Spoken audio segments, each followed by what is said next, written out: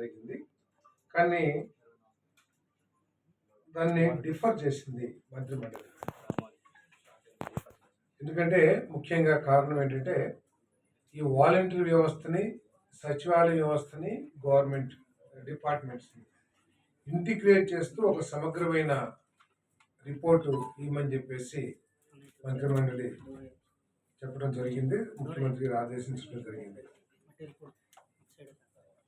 మొత్తం 2,63,000 వాలంటీర్స్ ఉంటే 1,07,000 మంది రిజిగ్నేషన్ చేయడం జరిగింది. ప్రస్తుతం 1,10,000 సుమారు ఉన్నారు. కానీ ఇక్కడ ఆలోచించాల్సింది ఏంటంటే గత ప్రభుత్వం అసలు గ్రామ వాలంటీర్ మీదే నడుస్తుంది అన్నంత గొప్పగా ప్రచారం చేసుకున్నది గత ప్రభుత్వం. వాలంటీర్లే మెరుగైన సేవలు అందిస్తున్నారు, పార్టీ కార్యకర్తలు కానీ ఎవరు కంటే కూడా మెరుగైన సేవలు అందిస్తున్నారు, ఆ ప్రభుత్వం యొక్క విజయం వారే ముఖ్య కారకులను చెప్పుకున్న ఆ ప్రభుత్వం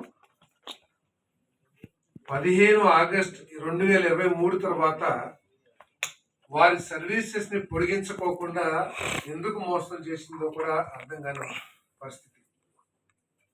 వారి సర్వీస్ లో ఉన్నారో లేదో కూడా అర్థం కాని పరిస్థితి. ఎందుకు ప్రభుత్వం వాలంటీర్లు మోసం చేసిందో కూడా వారే చెప్పాల్సిన అవసరం ఉంది. ఏదేమైనా కూడా సమగ్రమైన రిపోర్ట్తో రమ్మని చెప్పేసి ముఖ్యమంత్రి గారు మంత్రిమండలి ఆదేశించడం జరిగింది. డిపార్ట్మెంట్ సంబంధించి